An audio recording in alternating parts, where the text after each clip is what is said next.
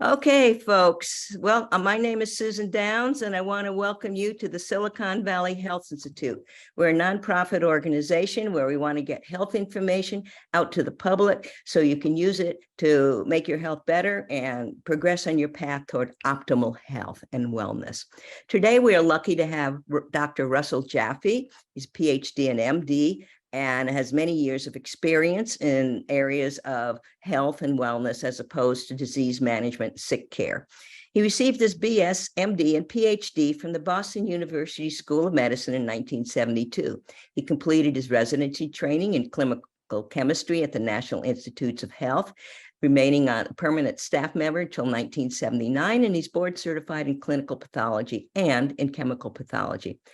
As a physician and scientist who aspired to be comprehensive, objective, empiric, and experimental, he started his career searching for deeper understanding, wisdom, evidence, and insight from the mechanisms of health. Through intense curiosity and learned skepticism, he sought to debunk the best-known advocates of a variety of health promotion and healing systems. He started as a journey to disprove holistic forms of health, it's led into a rich educational experience that transformed him into a student, then a researcher in various modalities, which are very important, such as traditional Chinese medicine, acupuncture, active meditation, homeopathy, and the manipulative arts. Motivated by this transition, he started the Health Studies Collegium, a think tank that focuses on sustainable energy, alternative solutions to global health needs with his fellow colleagues. For the last 30 years, he advocating treating people, not diagnoses, and not the consequences of health issues. And he wants to promote long-term sustainable solutions as an alternative to a system dominated by prescriptions, symptom suppression solutions. His cumulative experiences enabled him to take his efforts one step further, and he built the Perk Integrative Health company that offers scientifically proven integrative health solutions that speed the transition from sick care to healthful caring. So welcome, Dr. Jaffe. We are indeed honored to have you here. It's my pleasure to be here. Thank you for having me back. Okay. Am I muted? No, you're not. Oh, okay. So thanks for that introduction. Yes, I've earned all these gray hairs. I maintain a fellow status in a number of different societies from which you can conclude that either I'm easily bored or I have a Jewish mother or both. And yes, I am a senior fellow of the Health Studies Collegium, and I'm the founder and chairman of Perk Integrative Health, Eliza Biotechnologies, and RMJHRX. And I can easily be reached online or through the internet. So let's rethink health together. Let's bring that back one slide. Predictive biomarkers guide personalized care. I don't know why it's advancing, but we'll keep it. Predictive biomarkers guide personalized care, goal values. I'm sure there's a way to stop that. Goal values allow evidence-based care. Now, what do I mean by goal values? This is the best outcome value for the predictive biomarkers so that you can personalize care. I'll bet today you compare results of lab tests to some statistical range. That's fine for populations. That does not give you any useful information about individuals. And in fact, very often the individual in front of you is not a member of the cohort that was used to standardize that statistical range of the test. So goal values are a new paradigm. We have introduced this paradigm. We have been advocating for it and advancing it for the last 10 plus years. The net result is to add life to years and years to life, to improve health outcomes, to lower costs and risks. And to give you a sense of the headline, there's 1 million lives a year that can be saved and $1 trillion a year that can be used to speed the transition from sick care to health care. Now, let's see if we can go forward. So what are the tests that you would do to cover all of lifestyle, to cover all of epigenetics, to cover all of what you would need to know about. I'm going to start in the upper left in the green. You see hemoglobin A1C, which gives you a measure of average sugar and insulin activity over the last number of months. Going around to the right, you come to HSCRP, high sensitivity C-reactive protein measures inflammation and repair deficit. Then homocysteine, methylation, and an all-cause mortality morbidity indicator. Lymphocyte response assay is your immune system tolerant or overly working and under functioning. First morning urine pH is the next in yellow. That gives you information about magnesium and choline citrate need. Vitamin D is called a vitamin, but it's really a neurohormone, and you need to have a vitamin D level of 50 to 80. Your omega-3 index should be more than 8%. Your 8-oxoguanine, and that's an unusual test, but it's a urine test. It's a non-invasive test. It's the measure of damage to your DNA. And you want that as low as possible, less than 5. So these are the 8 tests. We surveyed 100,000 laboratory tests and procedures, asking a simple question: what will cover lifestyle and epigenetics completely? And to our pleasant surprise and amazement, these 8 tests meet that standard. Now, this is a graphic representation that says 92% of your lifetime health is choice, lifestyle, and epigenetics. 8% you can blame mom and dad for. 8% is genetic and transgenerational influences on health, which is an emerging area of interest. This then has to do with gene expression, and now predictive biomarkers give you information that's useful for that individual years before subclinical disease and many decades before chronic disease takes place. And if you're starting at chronic disease and then you apply this paradigm, you reverse the process substantially in months, not in days, not in hours, in months, not in years, in months. So wellness is a trending topic, as you can see from this presentation of the components of wellness. This includes some articles that we have written and others, but I would want to just emphasize that lifestyle, the fundamentals of life, determine the quality of your health. Your past is behind, the future has not come. In this moment, we can choose health. And we have myriad articles on the evidence and support for this hypothesis, if you will, this idea of science that gets upstream at the causes, does not focus downstream on the symptoms or the signs of ill health. Because the signs of ill health are almost all repair deficits of one sort or another, or imbalances of hormones and neurochemicals, or digestion and metabolism, all of which is included in what I've just headlined. So let's start and look at these predictive biomarkers, how relevant and useful they are. Hemoglobin A1C.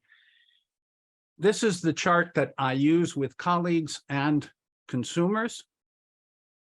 If your hemoglobin A1C is less than 5%, that's excellent, and says you have a 99% chance of living 10 years. Really? Including at 90? Yes. We even have nonagenarians measured. If their hemoglobin A1C is 5%, they have a 99% chance of living over 100. In contrast, if your hemoglobin A1C is typical of most Americans, you are sacrificing much life substantially. I know on the internet and online and in cable, they want to get your hemoglobin A1C down with medication to less than 7. Well, I get it to less than 5 with lifestyle without medication, and medications, all medications to lower blood sugar have collateral side effects that to me make them passé. I take a pass on all of them. I don't need them. If you will follow this lifestyle program, you will gain these results. In my case, when I weighed 65 pounds more, my hemoglobin A1C was above 5. I've lost the weight and kept it off for now 10 years or more. I'm not going to find it again. There are herbal solutions, including Banaba, corosolic acid, but standardized in a certain way, 250 milligrams. And Agnes castus, Aunt Agnes, a famous herbalist's joke, Aunt Agnes.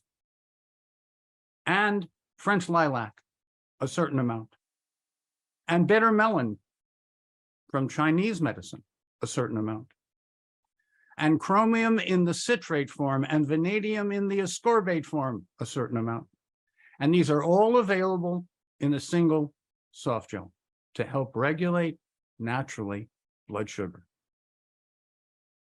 Second of these predictive biomarkers, high sensitivity C-reactive protein, HSCRP. How important is this in regard to cardiovascular medicine, let alone overall health? Well, 2 Americans die every minute of avoidable lifestyle caused coronary events. That's roughly 550,000 a year. My HSCRP, and I want yours to be less than 0.5.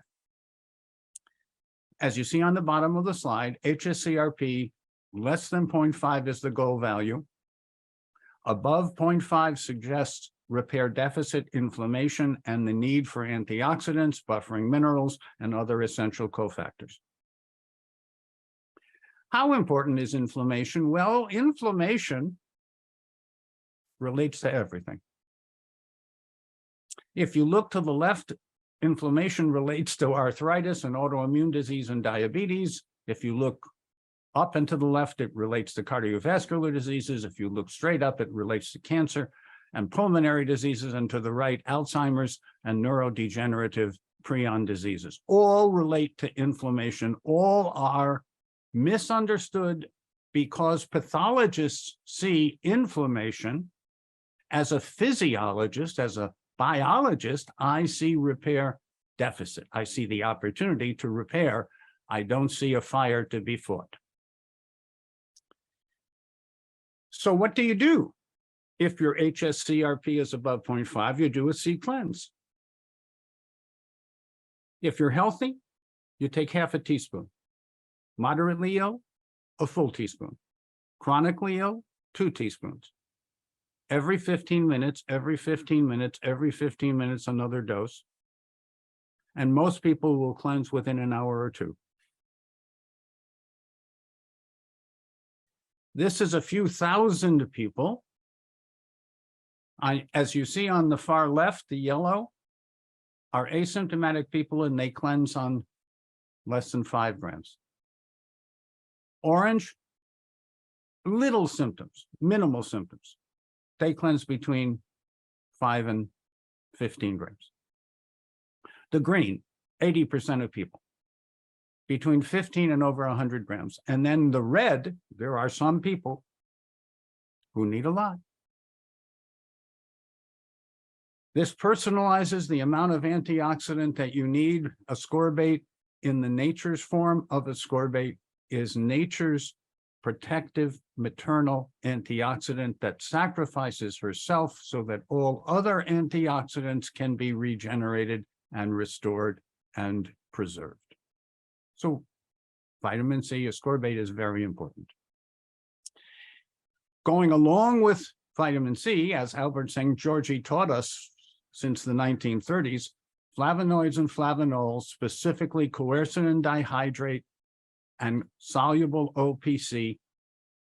These are polyphenolic ascorbate synergists. These help ascorbate work better. They're separate but important cofactors.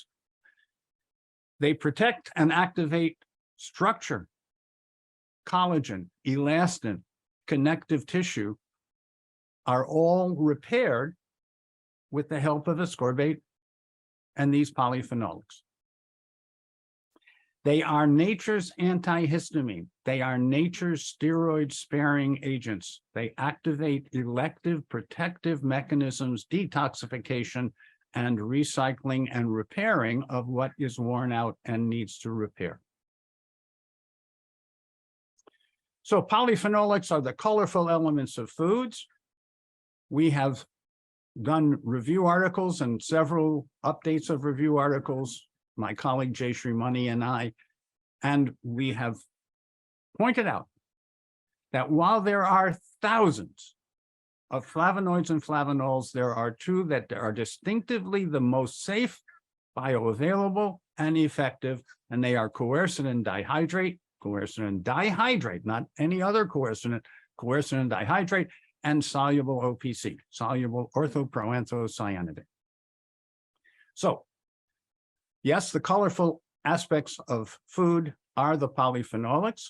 That's why you want seasonings and spices and colorful foods. The HSCRP goal value is less than 0.5. And the way you get there is with C-cleanse, superfoods, superfruits. This happens to be a pomegranate, but any dark food, fruit, or berry qualifies. You want enough methyl cofactors to keep your urine sunshine yellow. You want to eat bio-detoxifying foods. You want high sulfur foods as part of your biological detoxification. GGOBE, garlic, ginger, onions, brassica sprouts, and eggs. GGOBE is the acronym for these high sulfur foods. Notice I specifically suggest bulbs of garlic per person for a meal, a thumb-sized piece of ginger per person cooked into the meal, red onions or shallots, because white and yellow onions are too manipulated and contaminated today. Brassica sprouts, all sprouts are good, but brassica sprouts, broccoli sprouts are the best. And eggs, but specifically goose, duck, or chicken. Goose, duck, or quail eggs. Chicken eggs are too contaminated. Even the free-range organic eggs, you can't trust a chicken egg. The chicken is unhappy. The egg is contaminated. And then butyrates, or foods that are high in fiber, that feed the healthy microbiome of the gut so that you have a healthier digestion, and EPA, DHA, yes, from foods, but also from supplements, because if you take EPA and DHA and you distill them under nitrogen, you remove the bad and you concentrate the good. And most Americans, according to Artemis Simopoulos and the N. Haynes data, have much too much omega-6 and much too little omega-3. So supplementing with omega-6 is not needed. Supplementing with omega-3 is needed in the beginning intensively, and then with more complex essential fats, always distilled under nitrogen, so they're protected, always micellized, so they're bioavailable, always the better, not the worser. So, how about homocysteine? Now, it has a chemical name, but homocysteine. Homocysteine was first identified by Kilmer McCulley in the 1960s as relating to atherosclerosis, coronary artery disease, and heart attacks. Then it turned out it related to life in general. So homocysteine has to do with methylation. Methylation has to do with homocysteine and methionine. In biology, it turns out it's almost always a ratio, almost never something absolute alone. So you want your homocysteine to be less than 6.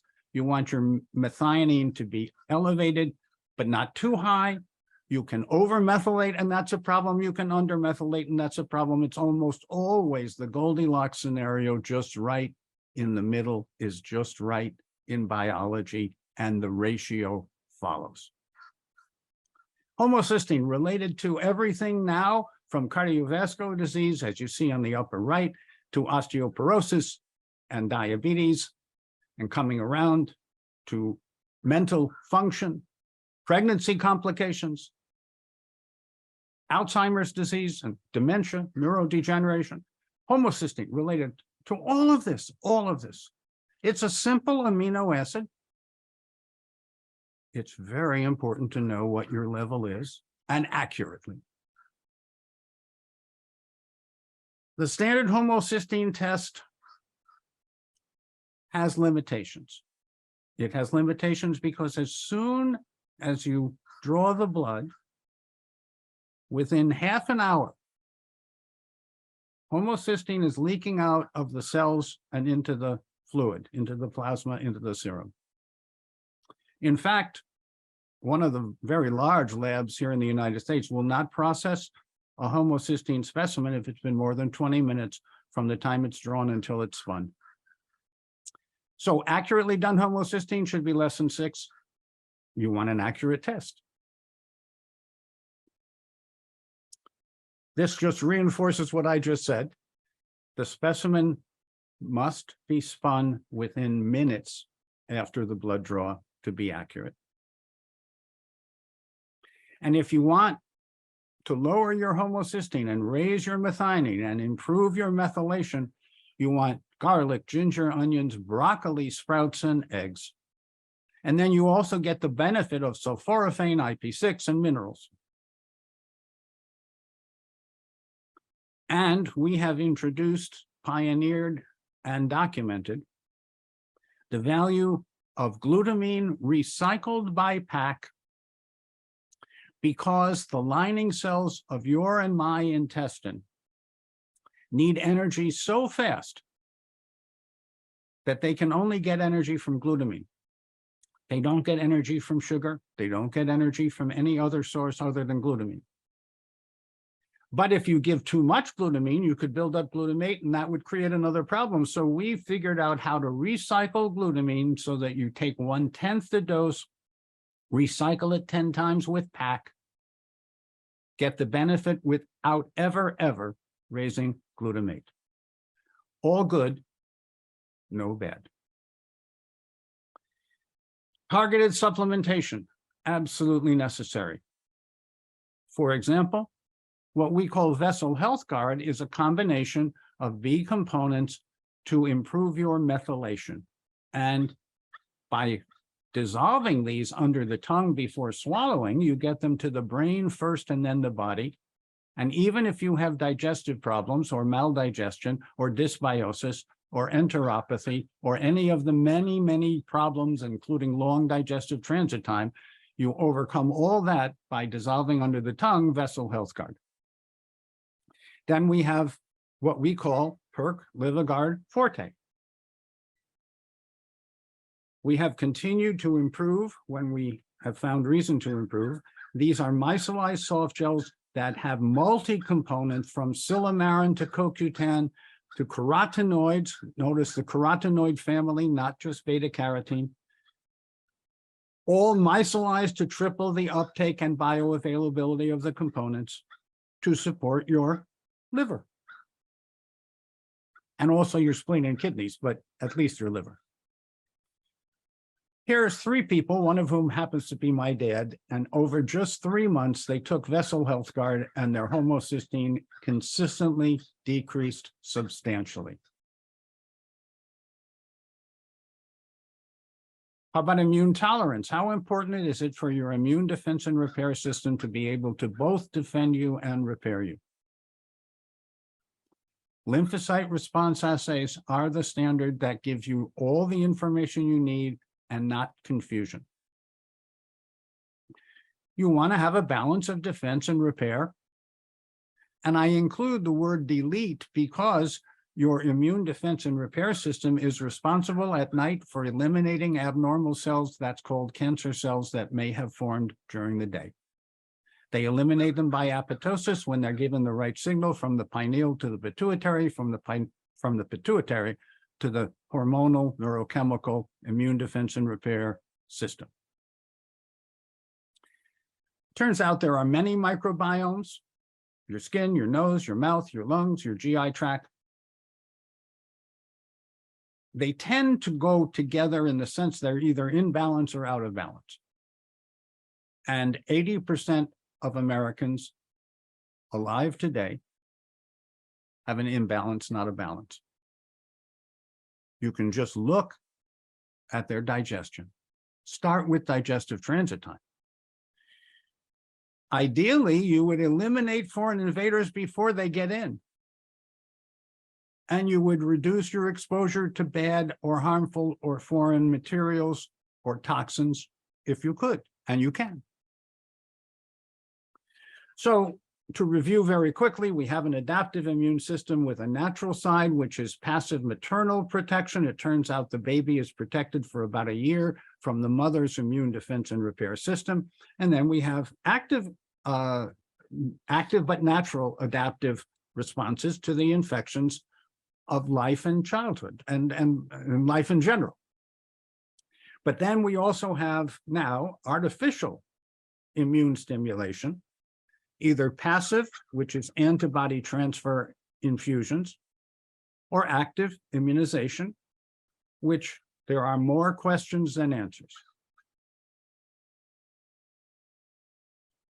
So we want to tune up our immune defense and repair system because we have 50 billion dendritic, wiggly, fibroblastic, granulocytic, WBCs, white blood cells, each capable of recycling 50 pathogens. When they have enough ascorbate and antioxidants, when they have enough magnesium and buffering minerals, when they have enough of the cofactors to work. Then you have no allergies, you're tolerant, you neutralize infections and allergens. You can both defend and then repair. Your defense is usually more in the daytime. Repair is more intensively done during restorative sleep, if you get restorative sleep. And here is one of the big issues in regard to delayed hidden immune burdens. The reactions in the body, the symptoms can occur 3 hours to 3 weeks after the exposure. Look up Schwartzman reactions. Look up Jelen-Coombs. Look up Riot. They all pointed out that history cannot give you enough useful information to decide about delayed allergies. You have to know the person well. And then in 1983, we introduced the first cell culture lymphocyte response assay that I want you to know about. Now, I include this slide for a simple reason. Many people will tell you, who have not done cell cultures, that cell culture is very hard to do and very hard to know an endpoint. So on the left, you see non-reactive lymphocytes under our microscope. On the right, you see reactive lymphocytes under our microscope.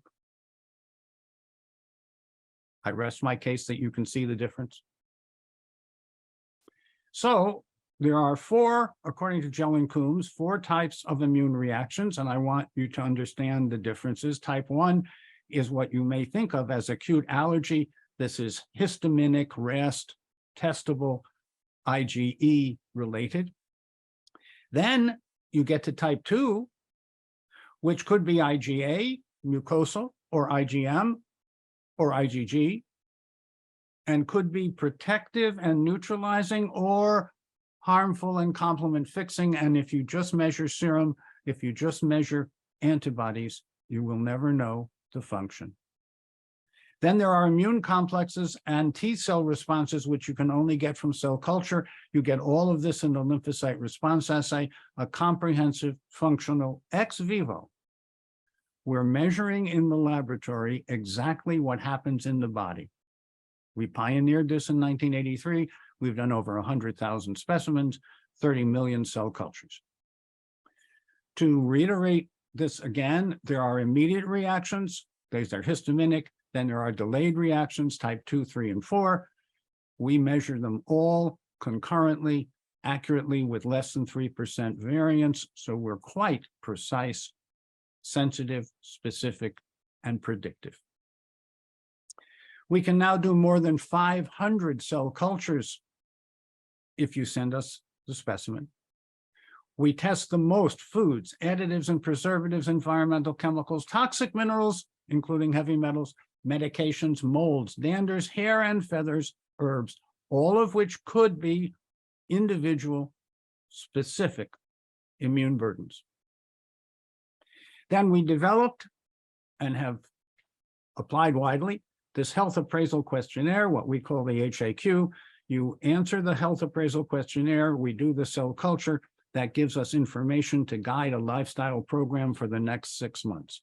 With supplements, activity and environment recommendations, a rotation diet if requested, and a guide, a book to motivate, inform, and inspire called The Joy in Living the Alkaline Way, which is digitally available. This is what the digital report looks like, personalized report. And now, just a word about why this is so important. You probably have heard about leaky gut. You may be concerned about it, but not know exactly what it means, because we don't really know exactly what it means. But we do know that about 3/4 of your immune system lines your digestive tract. These are called Peyer's patches. I'm so old that when I was a student, we were told that these were vestigial or vestigial if you were an academic, which meant we didn't know what they did, and so we assumed they weren't important. Now we know that this immune lining is in constant conversation between digestion and metabolism, interfacing between them, and is very important. Now, on the left, you see a healthy intestinal lining, which is very irregular. With inflammation, repair deficit, there's a collapse of that surface area, and therefore maldigestion, dysbiosis, enteropathy, etc. What we call leaky gut means that in the intestine, the gap junctions open up and let bad, foreign, toxic materials in. That's unfortunate, but the product of repair deficit inflammation. And then you become host to bacteria, parasites, viruses, and prions, etc. But if you have enough ascorbate based on the C-cleanse, then your redox potential is so low that these are prevented from multiplying. And if you're not doing the C-cleanse, your redox probably is too high and you are hospitable. Now, just a word about how important and how simple GI transit time measurement is. The average, when I made up this slide, was 36 to 96 hours. It's now longer even than that. This allows for toxin reabsorption. This drains metabolism. This provides chronic GI, gastrointestinal, and systemic illness. Healthy is 12 to 18 hours. What you have at night should come out in the morning. You could have too short a transit time, which is not a long enough time to digest properly, and then you have malnutrition and malabsorption. Short bowel is very unusual if you haven't had surgery. If you have had surgery, you might have short bowel syndrome. And again, the Goldilocks scenario, just right is just right. 12 to 18 hours is the healthy transit time. How do you measure transit time? We recommend charcoal. You could use corn kernels, but there are reasons not to. You could use beets, but there are reasons not to. You want dioxin-free charcoal for human consumption, 6 to 12 capsules, which is 1.5 to 3 grams of charcoal with 8 ounces of water between a meal, and you mark the time. Then when the black crumbly stuff comes out the tush, you mark the time. And the difference in hours is your transit time. Don't be surprised if what you eat on Monday is coming out the next Monday. So what do we recommend for health promotion? Substitute for any LRA reactive substances, correct nutritional deficits with evidence so that you reduce defense and repair deficits, you initiate detoxification mechanisms biologically, you lower the burden, and then you enhance the biodetoxification. And you thereby concentrate on evoking the human healing response, which has always been available, but unfortunately is suppressed too often by medication or by attitude of the health profession that depreciates the human healing response and calls it the placebo effect. Well, I think this is the human healing response, and 1/3 of almost any benefit is from this innate human healing response. So I think we should honor it and enhance it.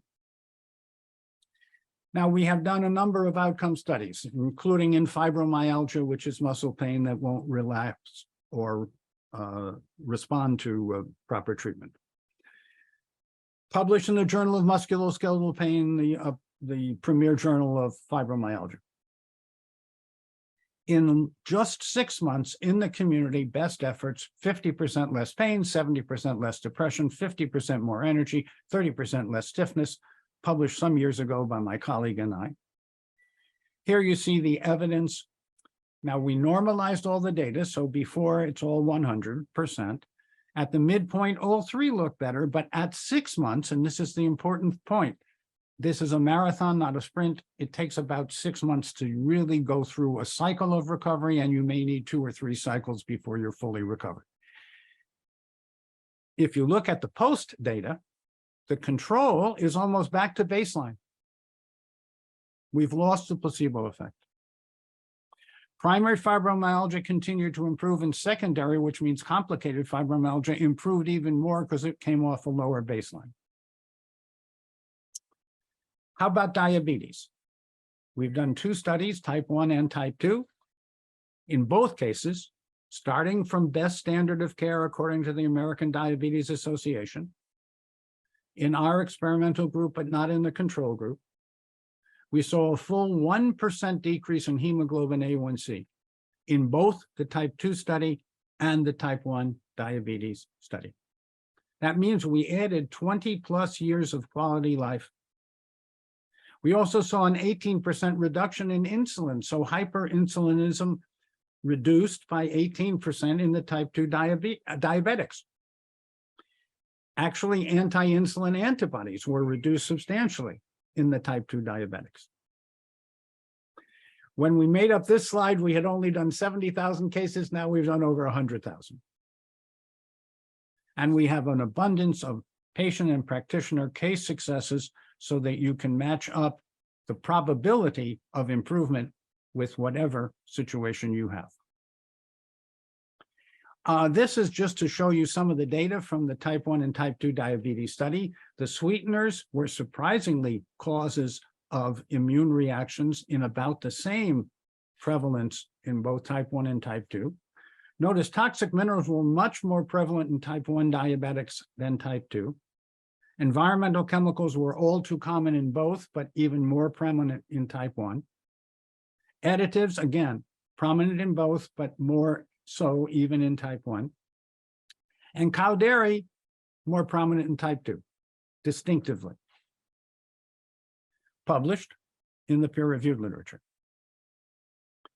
How about metabolic acidosis and its risk, which is about mineral status and urine pH? The urine after rest should be 6.5 to 7.5. The pH of the urine after rest should be 6.5 to 7.5. If you're less than 6.5, you have metabolic acidosis until proven otherwise, and you need magnesium and choline citrate in larger amounts. If you're healthy, you're in the green zone, 6.5 to 7.5, Goldilocks wins again, yes. If you're consistently above 7.5, you might have catabolic illness and you're tearing down your muscles, joints, and bones. And you need to reverse that. Catabolic illness comes from stress. Catabolic illness comes from surgery. Catabolic illness comes from medical procedures. It does take about 6 hours for the urine in the bladder to equilibrate with the lining cells. So you get once a day a non-invasive measurement of metabolic acidosis.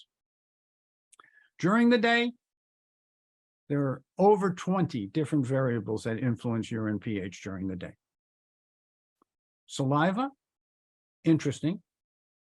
If you could get pure parotid saliva, that would be fine, but the thing that comes out of people's mouth is spit, which is a combination of serosanguinous fluid because their gingiva is not fully intact and repair deficit is common. So saliva pH is not reliable. First AM or first after rest urine pH is the measure, is reliable, is done by the individual on a daily basis, and you increase from 2 to 3 to 4 to 5 the doses of magnesium and choline citrate that you take based on your morning urine pH. Now you want to eat more alkaline-forming foods, and here we have the food effects on body chemistry chart that we put together many years ago, not based on acid ash residue, based on the full biochemical analysis of the foods. 80% of what you eat should be on the more alkaline right-hand side of the chart while you're recovering, and 60% should be alkaline when you're well. I've already mentioned, and I want to emphasize that if you want to triple the uptake of your magnesium, you want to take it with choline citrate. You take 2 capsules of magnesium and a teaspoon of choline citrate in any liquid to overcome the magnesium uptake block that almost everyone has. And you thereby form tiny nano droplets that are taken up by neutral pores, and we have an outcome study, some of which we presented, some of which we're still to present, that shows tripling of the magnesium, correcting the choline deficiency and energizing the citrate energizes the mitochondrial battery of the cell. So you get a trifecta. The Alkaline Way brings healthy balance. I mentioned the Joy in Living the Alkaline Way booklet, digitally available. This provides information about alkalinizing foods and water. Hydration is very important, but with healthy water. Activity and first morning urine pH measurements, adjusting your magnesium and choline citrate accordingly. Relaxation response, abdominal breathing, green dichrolite and sunlight. Eating in harmony with your nature and lifestyle. Eating locally grown, vine ripened, organic or biodynamic as possible. And making restorative sleep a priority, we show you how. Working your muscles and stretching and relaxing in balance. Many people exercise without stretching before and after. Many people exercise without the benefit of recycled glutamine to improve their peak performance and speed their recovery.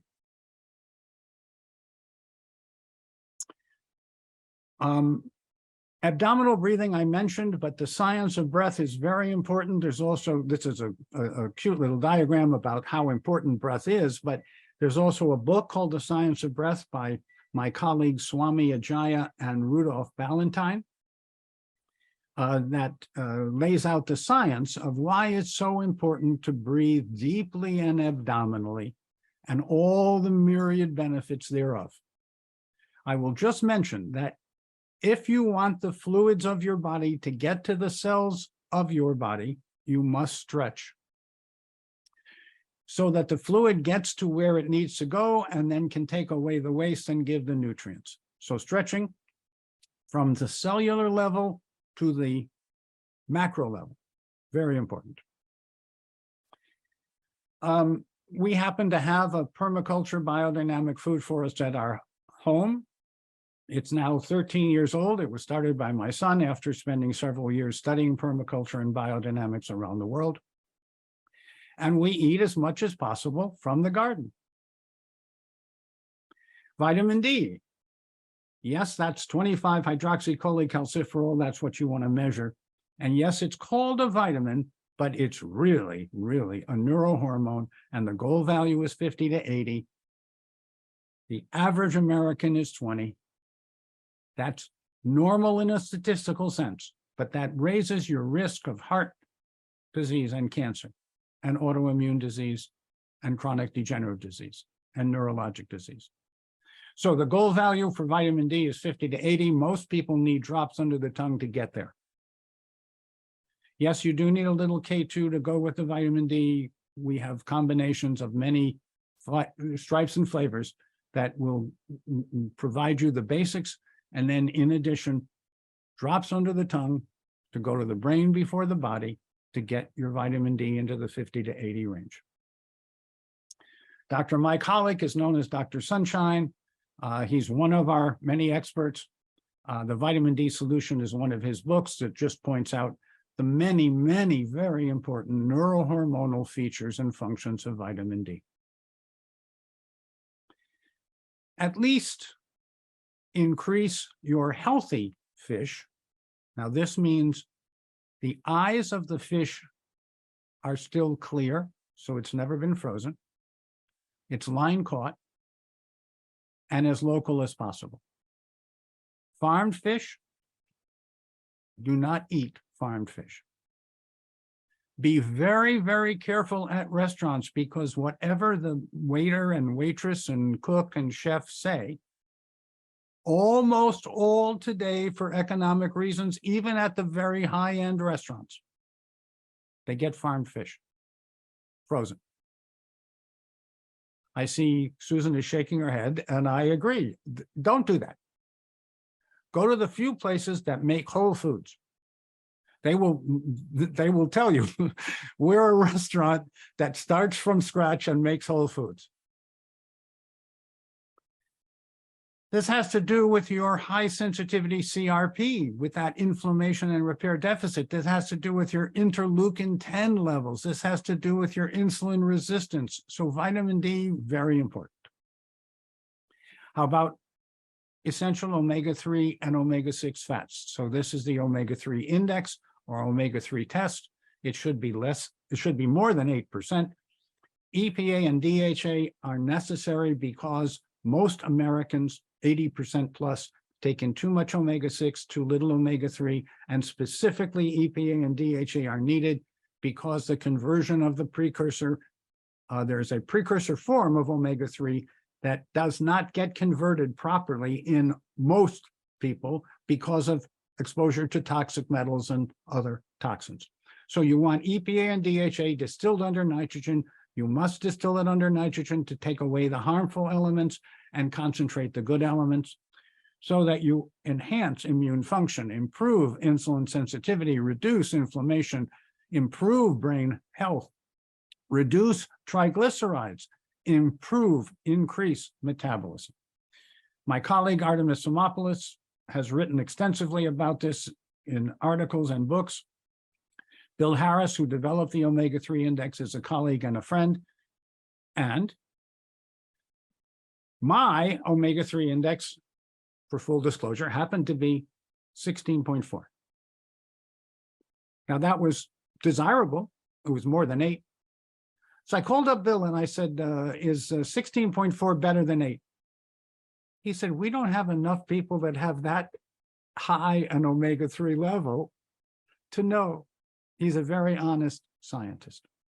I'm happy that my omega-3 index is high. And it's high because I take 5 to 8 grams a day of EPA DHA. 5 to 8 grams through soft gels daily. Goal is more than 8%. This is what the report looks like. You get a lot of information, which if you decode it, or if you're interested, I can help you decode. That can be very, very instructive. And now the last of the predictive biomarkers, DNA oxidative risk. This is a urine test, 8-oxoguanine. This is a marker of oxidative stress and antioxidant status or antioxidant need in the nucleus. It's a urine test.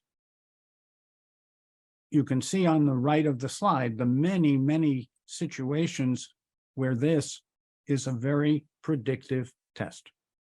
So I would include this as part of my 8 predictive biomarkers. This completes the suite of tests that covers all of lifestyle and epigenetics. You want, as you see on the top of the slide, the goal value for 8-OHDG is less than 5. Most people are in the 25 plus range. That shortens their life by more than 10 years. This relates to toxic eating, what I've been talking about in toto, because much toxic eating has to do with eating ultra-processed foods. Distress. There's a certain amount of stress in life that will motivate you, a certain amount of stress that will harm you. Metabolic syndrome, metabolic acidosis is all too common and overlooked. Chronic hospitality to pathogens, which means a high redox potential and too little ascorbate, is common. And repair deficit inflammation, more than 80% of people have an HSCRP of greater than 0.5. These are all lifestyle epigenetic modulatable, and if you follow our guidance, you will achieve your best outcome goal value. This is what we call the WellGuard program, which include tests, health assessments, reducing your exposure where possible, and often that is substantially possible, and then restoring and rebuilding with targeted supplementation, but supplements that are bioavailable and active, and an alkaline way to diet and lifestyle. In case you doubted it, comparing 1900 with the year 2000. Now, we're much past that, but compare 1900 with 2000. It was a 15-fold, which is 1,500% increase in industrial chemicals found in the cord blood of women who delivered babies. The average woman had more than 43 xenotoxins detectable in cord blood. Both the mother and the baby were being bathed in toxins. That's the past. What do? Well, we correct all of these things comprehensively, specifically, systematically. We banish inflammation because we correct repair deficit. We follow these 8 predictive tests. They're available through us or through others. They're available through Better Lab tests now and through others. We know what the best outcome goal value is and how to do these tests correctly. So in summary, we want a healthy immune system that defends and repairs us. We want essential, predictive, high sensitivity assessments that provide science and evidence to our program so that we can optimize our health. We want elective, predictive, high sensitivity assessment techniques, from the measurement of urine pH to vitamin D, omega-3 tests, and 8-oxoguanine. I suggest you follow me and live the alkaline way. You can choose any cuisine and still live the alkaline way, but use these personalized antioxidative support nutrient intake to support your repair and immune defense function. So it's been a pleasure to be with you for this time. If you have any questions, I'd be happy to address them. Our first question, we've got a couple people lined up for questions, so we'll let them ask. After that, we'll go through the chat. So, Michelle, I will please ask your questions. Okay, sure. Thank you. Hi, nice to meet you, Dr. Jaffe. Thank you so much kindly for this education. My question is related to how this applies to the millions that have long COVID, as their immune health has incredible dysregulation, with many cofactors and is highly inflamed with minimal, clear, and linear ways of healing to reset it. So curious if you could just share what your thoughts are.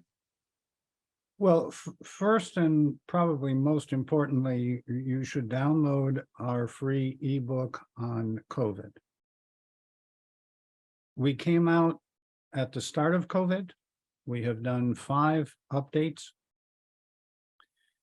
And here, this may be a surprise, but COVID is combined antioxidant, which means ascorbate deficit, plus metabolic acidosis, which means magnesium and choline citrate deficit. There have been thus far 15 studies using oral or intravenous vitamin C, with or without magnesium and choline citrate. Every one of them has been favorable. My friends Amory Lovins and Eric Rasmussen published in medium.com 2 articles, one on the truth about vitamin C and another article on COVID, based on our work. When I last checked, there had been 250,000 downloads. We have asked, as universally as we can, to ask if anyone has followed our advice and had a catastrophe: cardiovascular, pulmonary, cerebral, metabolic catastrophe. Not one. Not one. I believe, anecdotally, this is just anecdotal, so formal studies need to be done. Hundreds of thousands of people have followed our guidance and not one of them has had a catastrophe. So COVID, if you treat it based on the symptoms and the consequences, is a catastrophe. If you download our ebook on what to do and why, you will get the same results that others have, and you will banish COVID. Just to add to that, we've had Dr. Richard Chang on this program, and he was in China when the whole Wuhan thing broke out and he couldn't go anywhere. So the Dutch donated 2 tons of vitamin C, and they were very successfully treating COVID over there.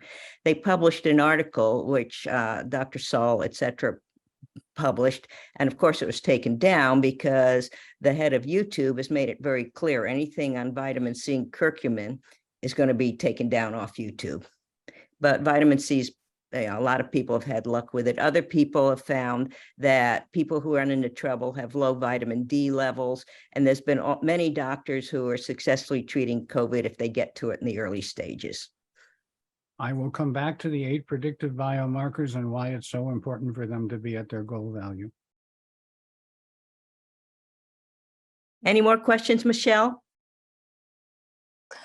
No, thank you. I think is the ebook basically then at your website on health studies? Is that where we can find it? Health Studies Collegium? It's on healthstudiescollegium.org. It's on betterlabtestnow.com. It's on perk.com. It's on elizaact.com. And mostly it's on Dr. Russell Jaffe, as in drrusselljaffe.com. Okay, thank you. I put one link in the chat for people. Thanks. Now I'll get them started. Thanks.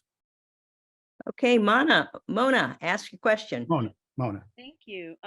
Yeah, thank you for a great presentation. I noticed that you had a recommendation for homocysteine about getting it over a particular level, but I was wondering if you could talk about No, whether less. Homocysteine should be less. sorry, I meant getting it under a particular level, but I meant to ask, is there any issue with having homocysteine too low?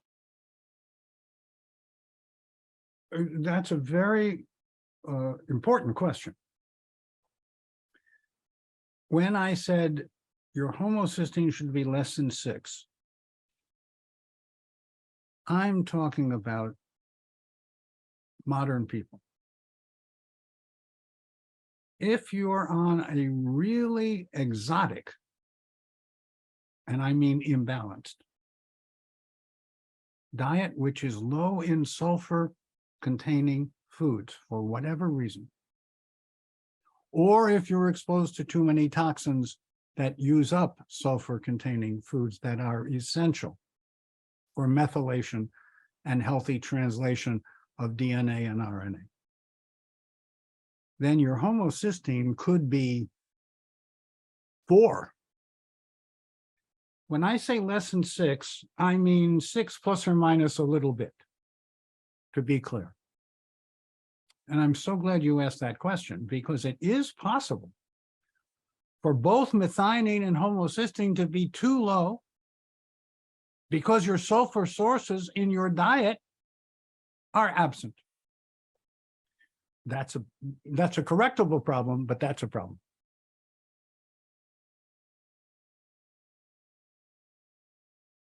Any other questions, Mona? Okay, Ryan, ask away. Yeah, you have these 8 different biomarkers. Is there a relationship between any of the biomarkers? That is, if one is out of whack, it's going to push another one out of whack, or are they all entirely independent? No, everything's related to everything.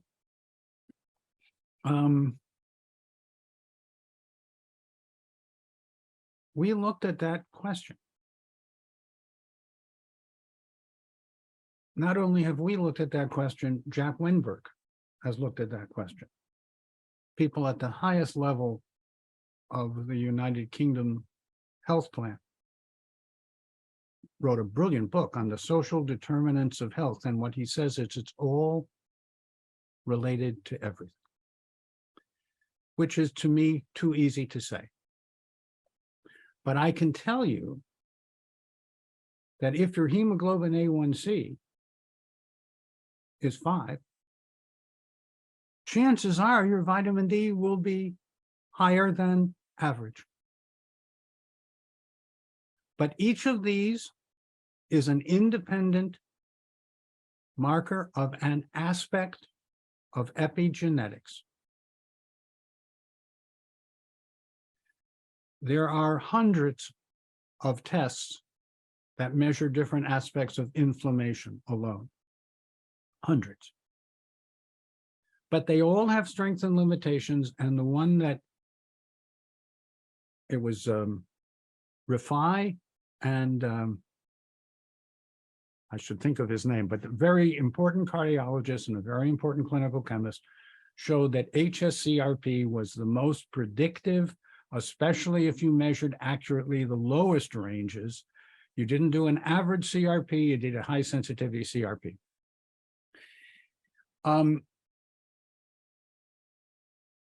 The short answer to your question is yes. If you're in balance, you will likely be in balance. And if you're out of balance, you will likely be out of balance. But that's the answer to your question. But to me, that's not the personal answer. Okay. I asked the question because on your 8 biomarkers, I have one that's totally out of whack and all the rest of them are pretty darn close or good. Let's get specific. It's okay, I think, if you can say whatever it is that's out of whack. Oh, homocysteine. And I take 10 no, micrograms of methylated, folate a day. Before we get down that path, make sure that they're measuring the homocysteine accurately. Make sure that the lab is spinning the specimen within 20 minutes or so of drawing the blood. So let's assume that you have an accurate homocysteine and it's the one biomarker that's out of whack, which is possible. But then I would do a plasma amino acid analysis, because then you get methionine and other amino acids, essential amino acids, to make sure that your methionine is okay. Because homocysteine could be up and methionine down, and that would be bad. You want the homocysteine to be down and the methionine to be up. For whatever reason, when you do a plasma amino acid analysis, you get a lot of information, including methionine, and they do not quantify homocysteine. I don't know why they don't. So you measure your homocysteine, at the same time do a plasma amino acid analysis and look at the homocysteine to methionine ratio. And if you still have any questions, call me. Oh, thank you very much. Yeah, I've had homocysteine tests for 30 years and they've always been high. So Well, always been over 10. That then makes me a little bit concerned that you're on the right track to pursue the homocysteine and increase your GGOBE, increase your sulfur foods substantially, and then recheck your homocysteine in just 2 months. And then in addition, you mentioned that you take methylfolate. Methylfolate is widely promoted. It is very profitable. It does not interconvert to the other 7 forms of folate that nature provides. And I only use nature's forms of nutrients, including nature's folate. I will mention that this form of folate was originally synthesized and patented to treat chemotherapy. There was a chemotherapy that's no longer used called 5-FU, which I always thought was a strange name, but it's called 5-FU. And it poisoned the folate pathway. So scientists figured out they could form a methylfolate, which would not interconvert to the other forms. So it wouldn't compete with the 5-FU chemotherapy, but at least the patient wouldn't die of folate deficiency. I recommend you take nature's folate and nature's other forms of B complex, sufficient to keep your urine sunshine yellow. I liked your sunshine yellow comment. Well, thank you very much. We should protect our kidneys, protect our bladder, protect our prostate if we're a guy, and so forth. Okay, next is Michelle Ann. Hi, I have a question about omega-3, and there's this whole, and I love how you said that it's all a whole, this whole world of ours influencing our body. I recently heard a talk by Will Tuttle where he talks about the depletion of fish in the ocean, as well as the contamination, and that most fish caught in the oceans are given to land animals, not humans. So that is something that is a concern when we talk about omega-3 eggs. And how can we raise our omega by, is it chia seeds, flax? Is there something else we can use? I'm glad you asked the question. Yes, lots of grasses will help nourish you, provide fiber and nutrients. Grasses include buckwheat, wild rice, not regular rice, not even basmati rice. Regular rice, even organic, has too much arsenic and other contaminants. So you favor grasses, you don't eat grains. Grains are too contaminated, you eat grasses. Grasses like buckwheat, wild rice, millet, sesame, quinoa. Quinoa's in vogue right now. So you eat grasses, you eat low on the food chain to reduce your exposure to toxic metals and hormone disrupting solvent residue chemicals. Then in specific regard to what you were saying, one of the many reasons to never eat a farmed fish is there's undetectable omega-3 in farmed fish. There, There's also the issue of when we talk about cold water fish with that precious fish oil in it, but when we cook it, doesn't it transform it so it becomes inactive? So it's better to eat raw fish than to eat cooked. well, you can make a good case for sashimi. I said that if you have a line caught fish that has never been frozen, therefore the eyes are still clear, you have a chance of having healthy fish today. I go to the Whole Foods market or the greengrocer market, and there's 40 different fish out there. And I say to the person, what's the one with the eyes still clear and line caught? And very often there's none. So I don't have fish. If you do eat fish, and now I'm going to quote David Quigg, if you eat fish, do not have a test for mercury for 7 days. If I say that again, your test for mercury will be elevated for a week after eating fish once. Oh dear. So if you want to have fish, line caught, eyes still clear. Now, how to cook the fish? If you want the most flavor, if you want the most nutrition, you always poach. You never broil, cook fish. You poach it in some healthy broth, vegetable broth, or some broth, with lots of herbs. Basil, rosemary, parsley, sage, rosemary, and thyme that counteract the harm. Yes, today it's a challenge to eat healthy food.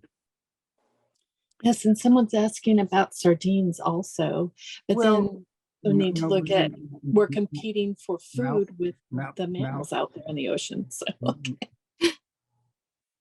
True. My friend Amory Levins works with the fishery managers of 80 countries. Mhm. Once a year, he gets them all together and they do simulations that show if you overfish, then the fish collapse and you have no economy.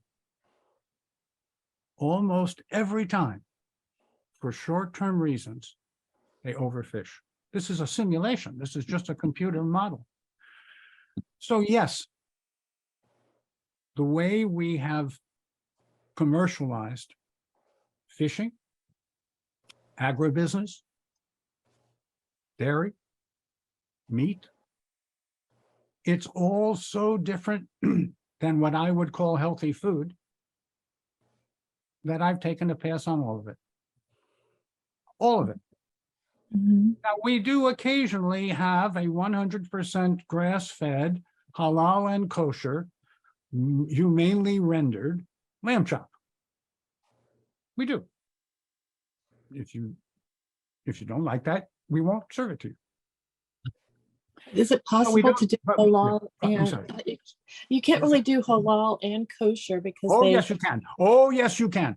I they promise kill the you, animal differently. I am very skilled in the Jewish faith. Uh-huh. I'm not technically a shochet, but I am technically a cantor. I'm not Mhm. technically a rabbi, but I know how the animal is slaughtered. There are minor but important differences. But you can, and Whole Foods is one place that nationally sells 100% grass-fed, humanely rendered, halal and kosher meat. Interesting. Thank you for bringing No, that up. no, I don't want to get lost in the weeds, but I really appreciate your asking the question, because while many of my friends are Sufi, Islamic, Muslim, and I'm traditionally Jewish, ethnically, we have a lot in common. The Sufis and the Kabbalistic Jews have a lot in common. And just for full disclosure, Rebecca and I had a Buddhist ceremony done by Bhante Dharmawara on Friday midday. Then we had a Taoist ceremony done by Queen Nguyen Wu, the acupuncturist who taught me, Friday night. Then we had a Methodist ceremony done by Bob Leichman and Olga Worrell at their Washington Methodist Church. Then we had a double Sufi ceremony with Abdulaziz Saeed and Pir Vilayat Khan doing an Islamic ceremony. Then Philip Cassador did the Native American Apache ceremony, and Zalman Schachter Shalomi did our Jewish wedding. And then we went up to New York and had a half an hour alone with the Dalai Lama. So that was a week in our life.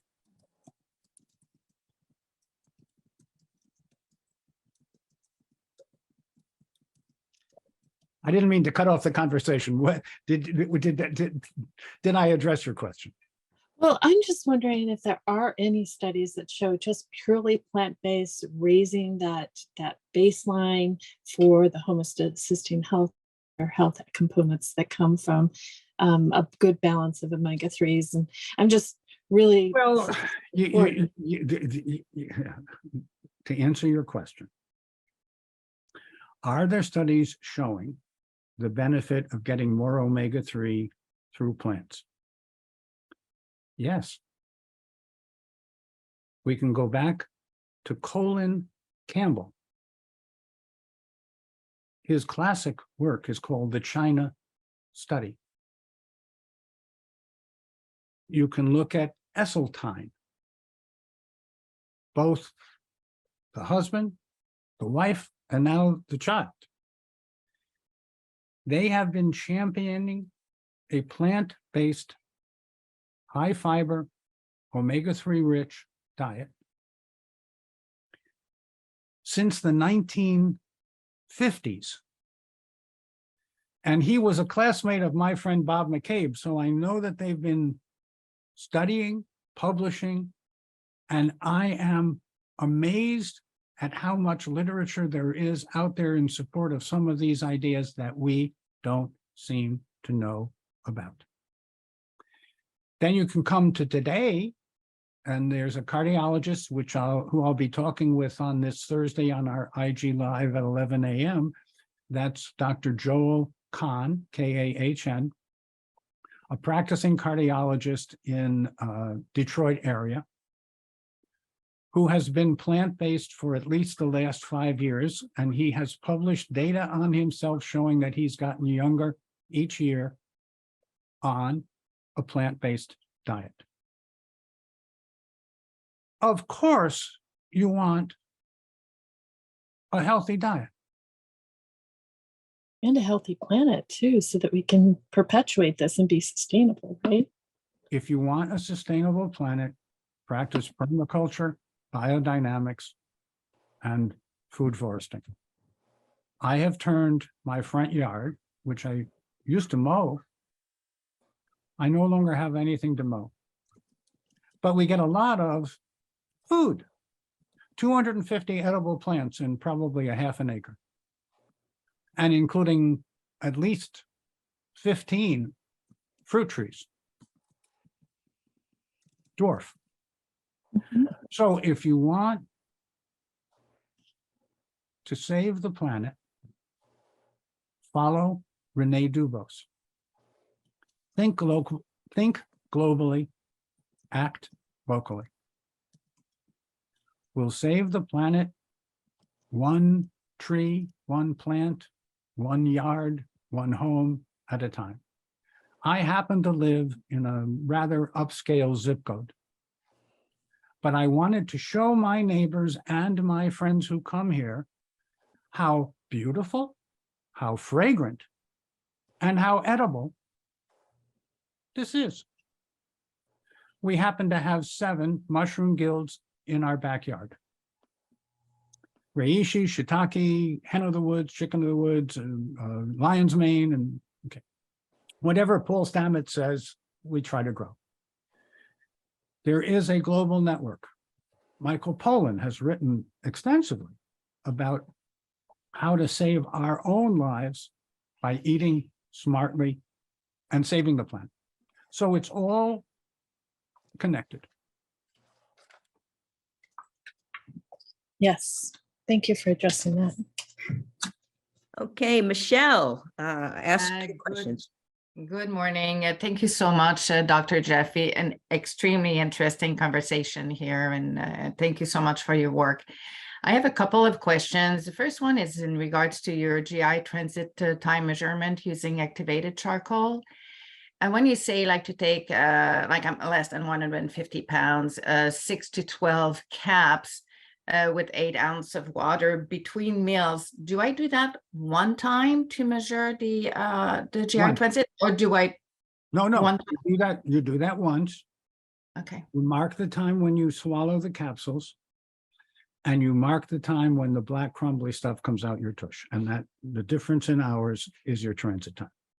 Oh, wonderful. Now, how often would I recheck my transit time? I check my transit time every 3 to 6 months. And Oh. it's been quite good for a long time, but I actually do a lot of self-testing. I want to talk from experience with people who might benefit from the experience. Oh, wonderful, wonderful. And also, I have a question about eggs.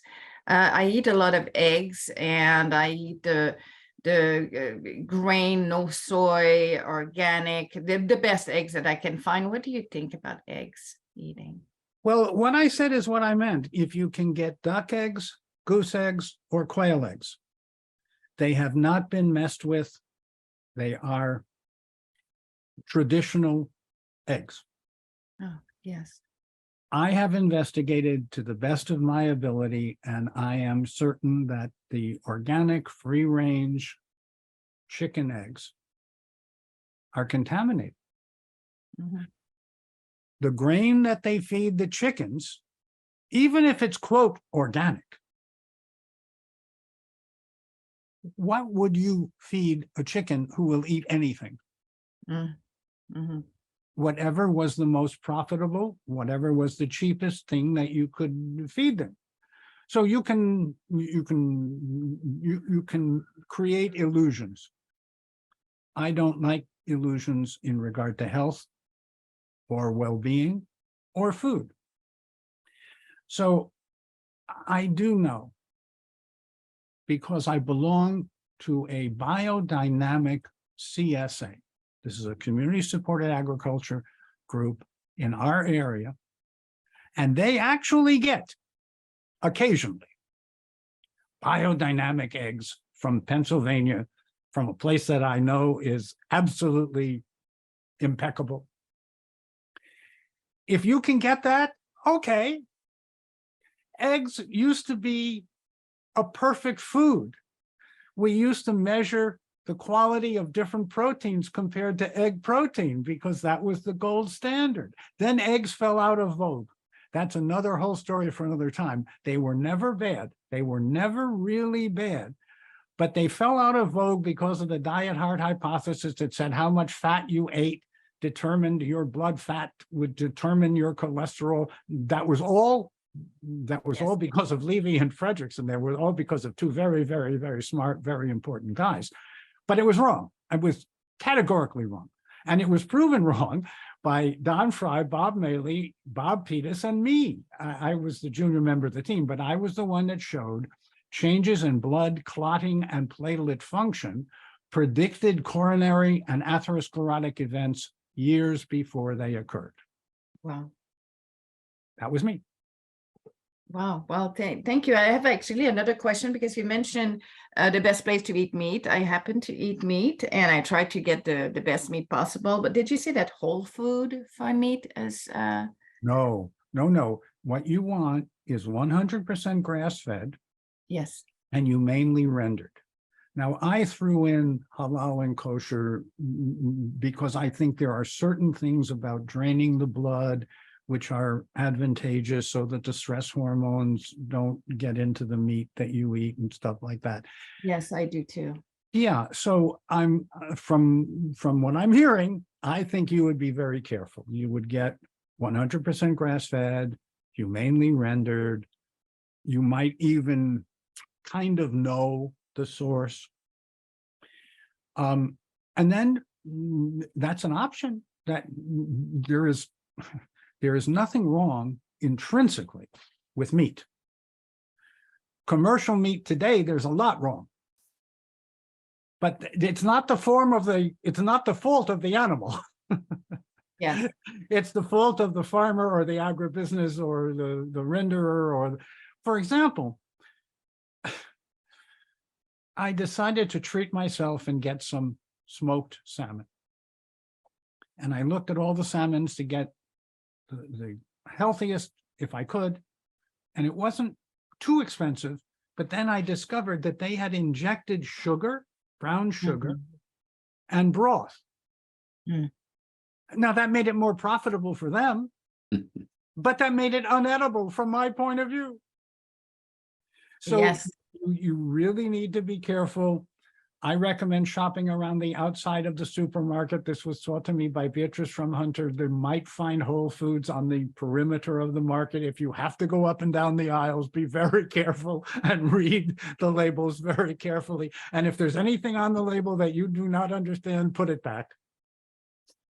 Yes, yes. So- Well, wonderful.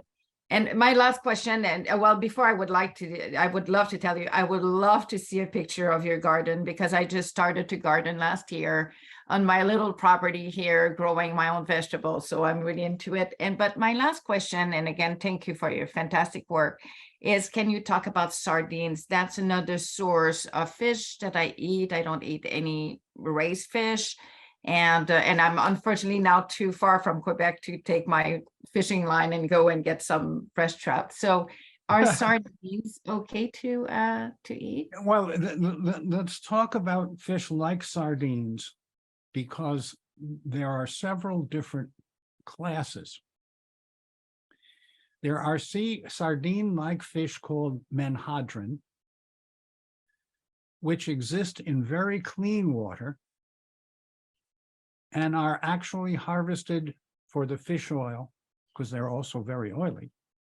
The fish oil that is nitrogen distilled that we use. You can get sardines in glass. It's a little more expensive, but those sardines are very, very low in toxic metals and very high in good fat. I used to recommend herring. I no longer recommend herring. If you know anyone who's been around like as long as I have, and they remember what really healthy herring was like, and what you can buy today, the herring is embarrassed. Okay, so I can speak specifically about tuna fish. If you get a tuna steak in the market, it will have mercury in it. But interestingly, and this has been multiply documented, if you get tuna in glass, like tuna fish in glass, Yes. it's ultra, ultra low in mercury. Huh. And why is this? Well, first of all, they catch the younger fish because that's easier to catch.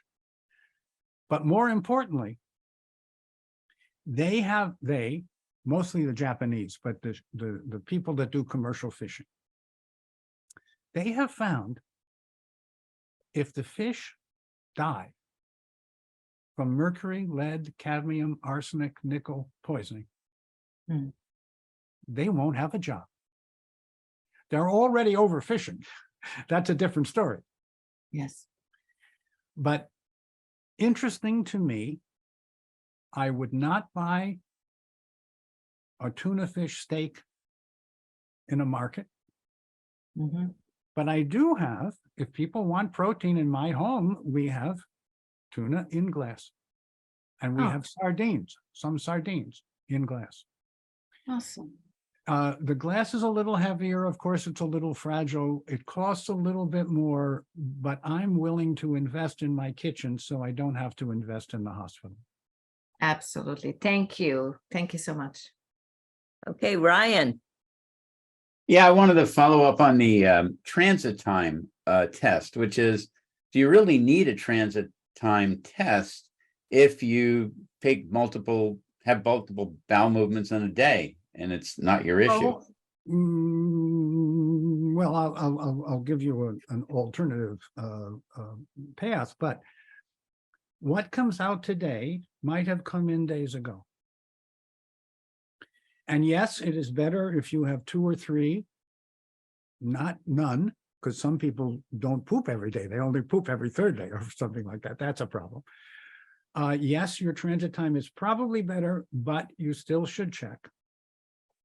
And you can use roast beets. You can eat roast beets at night and see in the commode in the morning, do you see red? I like roast beets. I eat roast beets from time to time. But when I see red in the commode in the morning, my first thought is never beets. So that's why I recommend charcoal. It's an easy test to do. It's a self-care test, and I think it's worth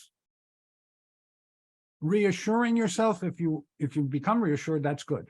You seem to be healthy. That's good. But I would still check. How about beet juice? Oh, no. This is a very important point. Eat the whole fruit, food, or vegetable. Have the juice sparingly. If you're going to juice vegetables, be sure to use a macerating, low temperature, low speed juicer, like the Hurom, Hurom, Hurom.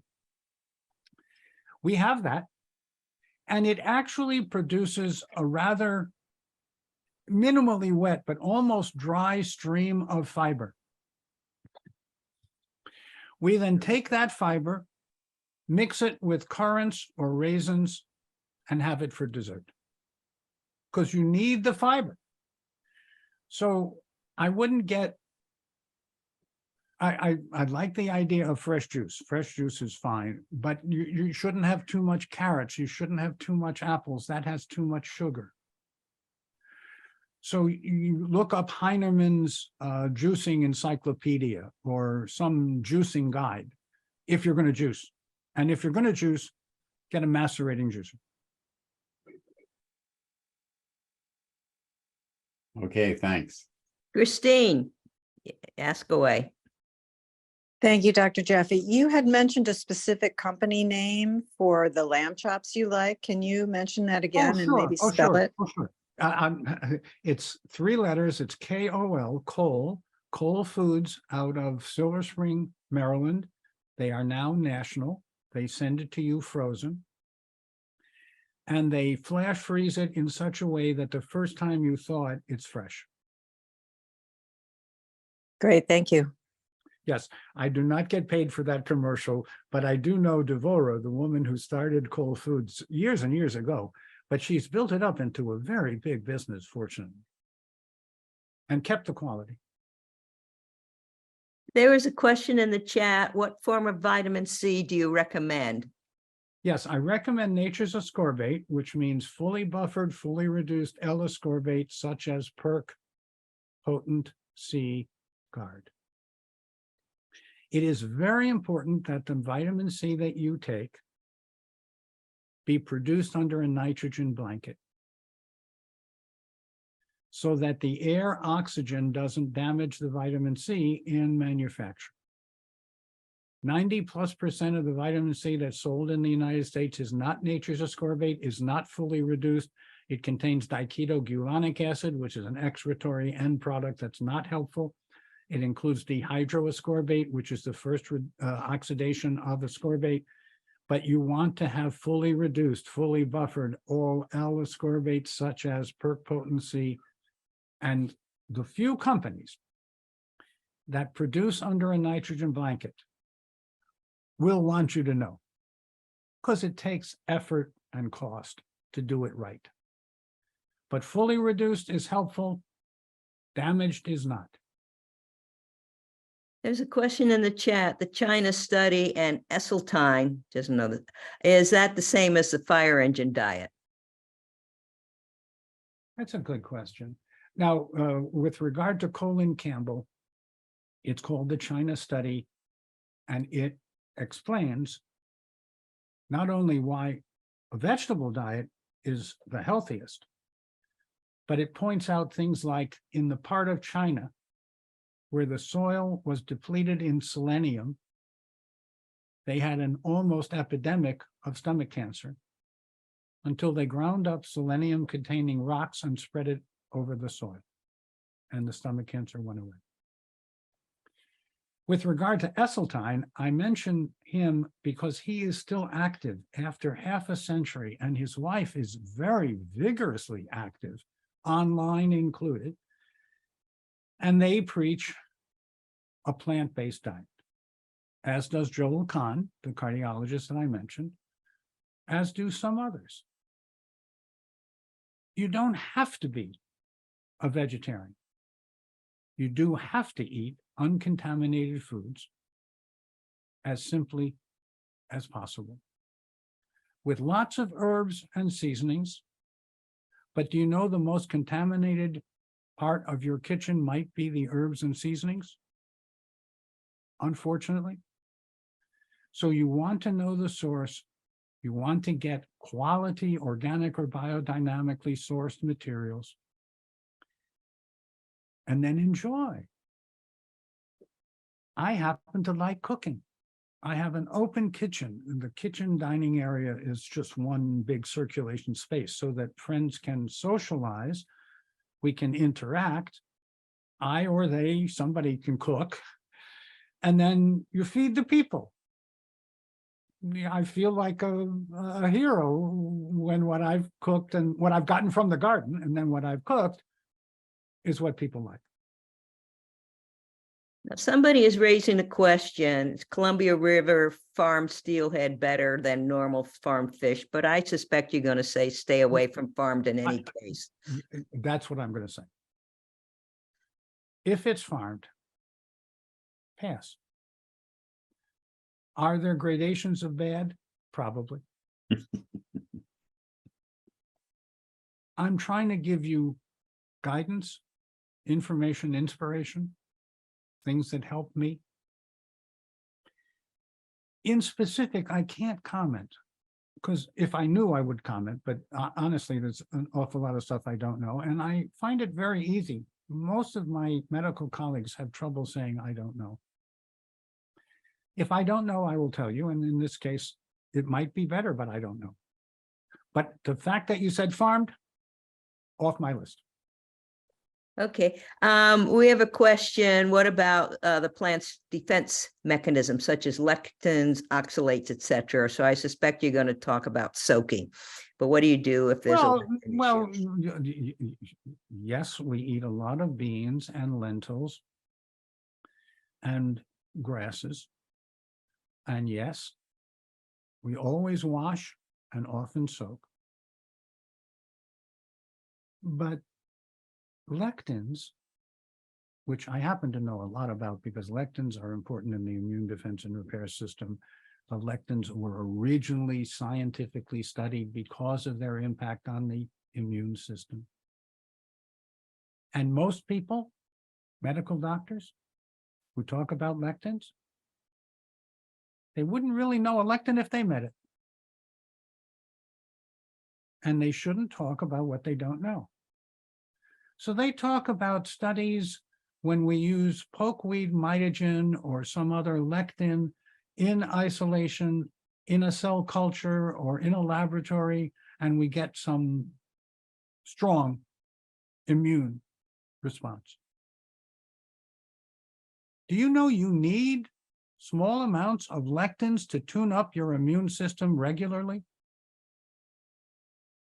Since you asked, I will say that the diet that I consume that is most heart and brain friendly and cancer unfriendly includes chili, which means beans, often 3 to 5 different kinds, chili once a week,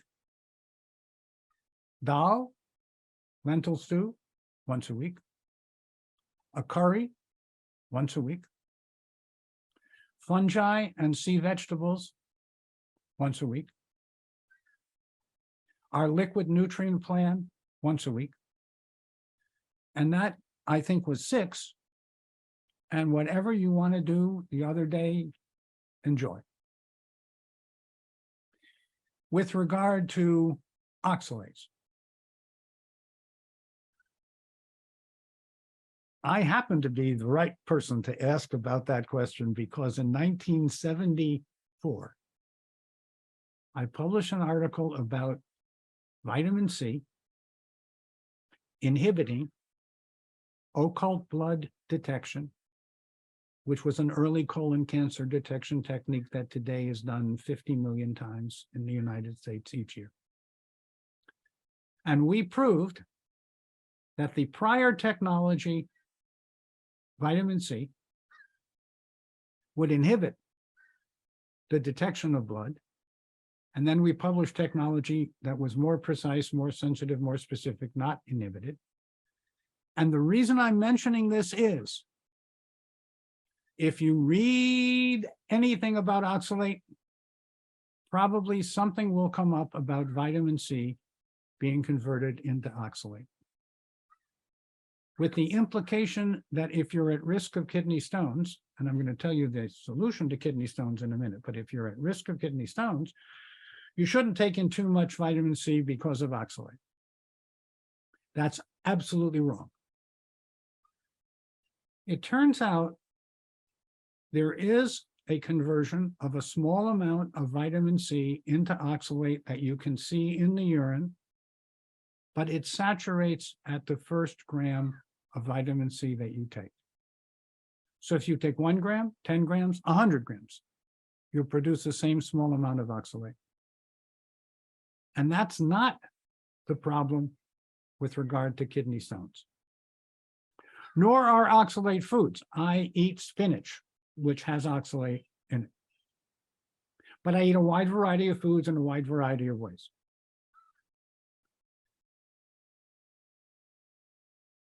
So we have long known that nature's ascorbate helps, that the answer to kidney stones, because I told you I would give you the answer to kidney stones is twofold.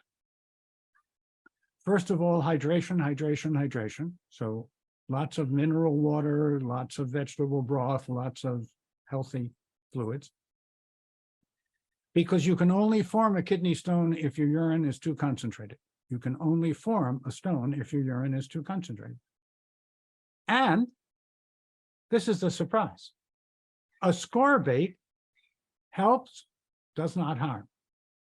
A colleague of mine, a very distinguished physician in New York City, did not drink enough water and had, by count, 200 kidney stones. 200 kidney stones. Over 1.5 to 2 years, we dissolved all of them using hydration and ascorbate. So the answer to kidney stones is hydration and ascorbate, and nature's ascorbate is your friend, not your enemy, especially in regard to oxalate. There's a question about eating anchovies, and another question is smoked food such as BPA-free canned mackerel or sardines okay? Mona had pointed out that just because it's BPA-free, it doesn't mean it's BPA-free, because it's misleading. They'll say BPA-free, but it's got BPS. But the answer there is metal, no. Glass, yes. Whether you have BPA, BPS, or some other coating, all, as in all, the metal has a coating. Otherwise, it would cause oxidation of the food and it would cause off taste and no one would buy it. So metal means, to me, bury it. It's dead. It's too intoxicated. Not me. But you can mostly get healthier choices in glass. What about anchovies? Well, specifically anchovies. I get my anchovies. The best anchovies come in glass. And that's because if you get anchovies in a metal can, it will cause a little bit of off taste. So anchovies in glass, yes, but be careful of the oil that they use in the anchovies. Because even if it says olive oil, even if it said EVO, I wouldn't believe it. So I get anchovies that are just anchovies.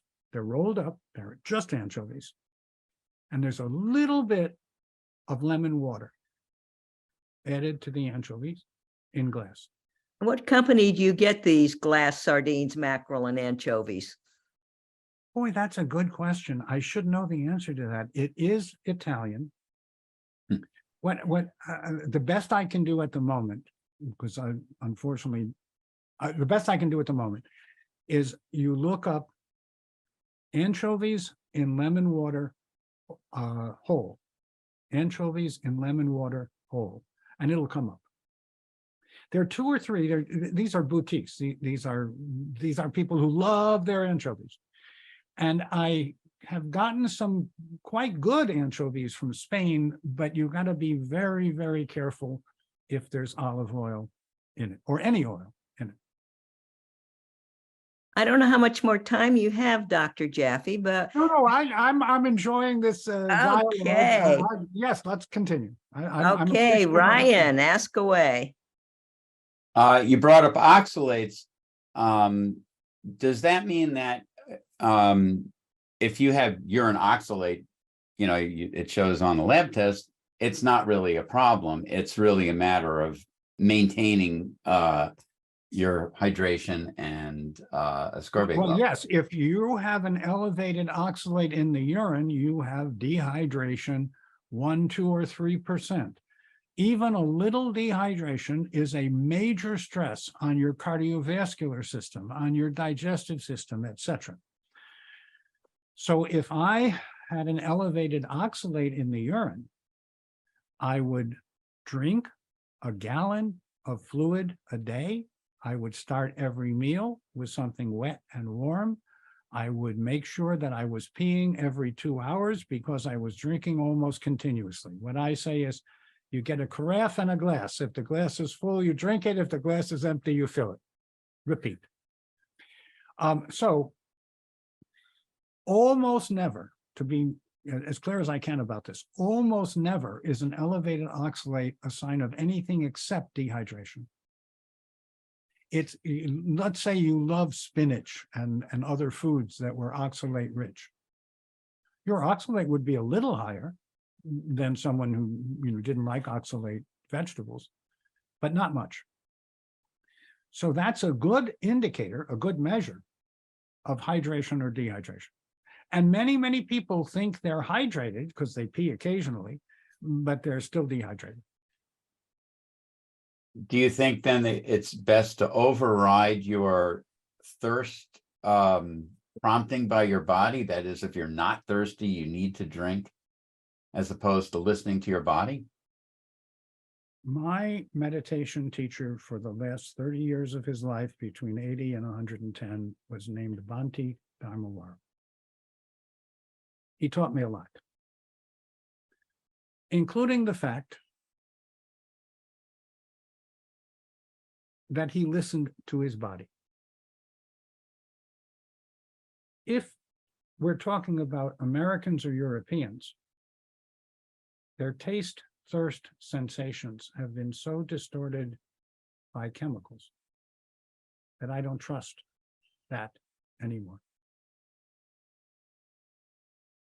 So I'm not saying not to listen to your body. What I am saying is if you're not peeing every 2 hours, if you're not hydrating, and I don't just mean tap water, because as you might imagine, I believe tap water is gray water and should not be used for cooking or drinking.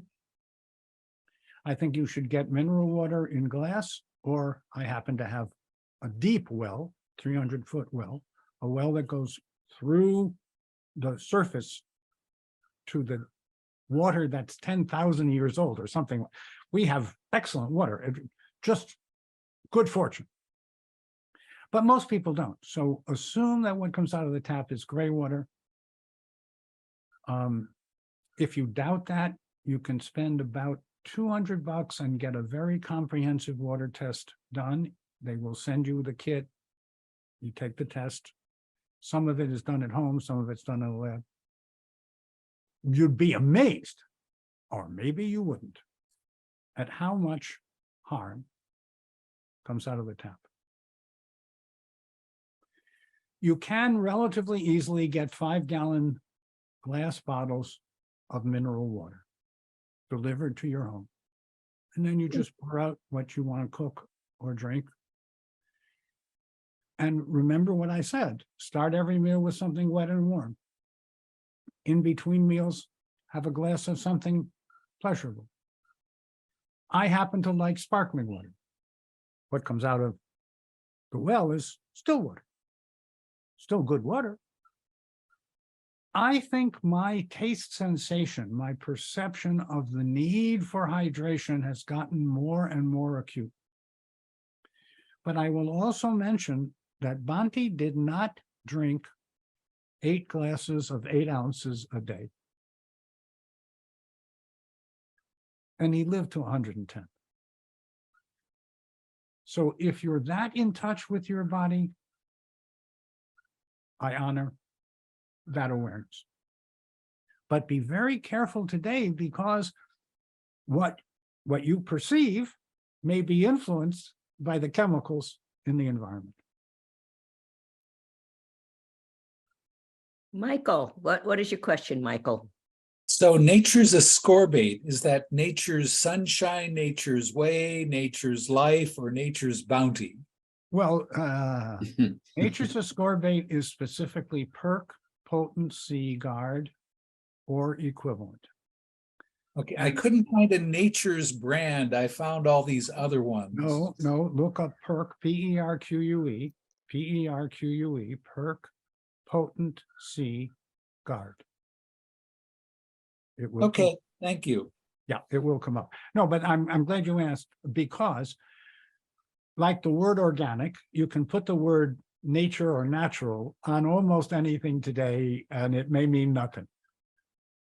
I specifically mean the product that we pioneered in 1987, 88 timeframe and have continued to improve upon. Nature's ascorbate means perk, P-E-R-Q-U-E, potency, guard. Great, thank you. Mona. Yeah, what do you think about the research into H3O2 structured water, Walter Pollack and others working on that research as a form Well, of better? water turns out to be among the most complex. It's among the most simple molecules, but it's the most, in regard to the biology of water, very complex.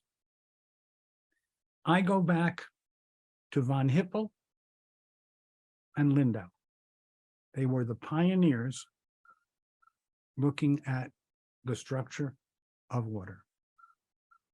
Now I'll fast forward. Luc Montagnier, Nobel laureate for his work on HIV, has spent years studying water. And now I will tell you a study that is impeccably documented and mind-boggling. If water has information encoded in it, that might partly explain homeopathy. I'm not a homeopath. Catherine Coulter was my homeopath. George Vitulkas is now my homeopath. I respect homeopathy. So Luc Montagnier in Paris takes the electromagnetic signature from the water of a homeopathic. He takes the electromagnetic signature, no water, no substance, electromagnetic signature of a homeopathic. And he sends it over the internet to Chicago, where he has a colleague who can prove that he has just imprinted that homeopathic potency into naive water. This was published in Nature magazine, which is a distinguished magazine, and it caused such controversy that the editor-in-chief of that magazine resigned and forced them to withdraw the article. Luc Montagnier and Meir Shanitsky, this is the guy who worked with Tom Waldman to discover interleukins. He's kind of important.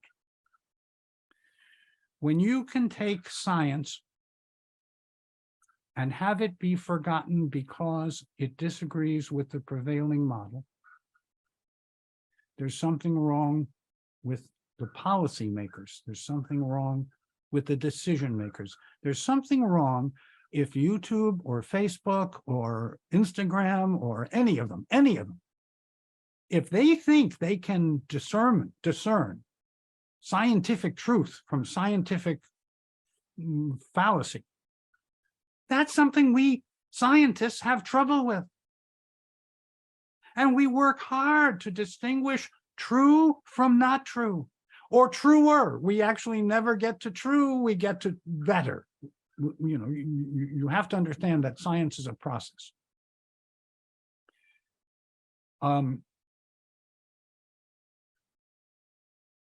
Now let me get practical.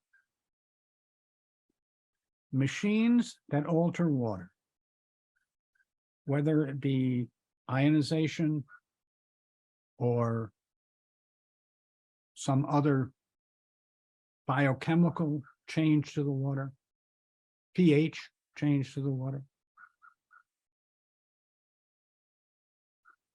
This is all a kind of pharmacology that I don't do.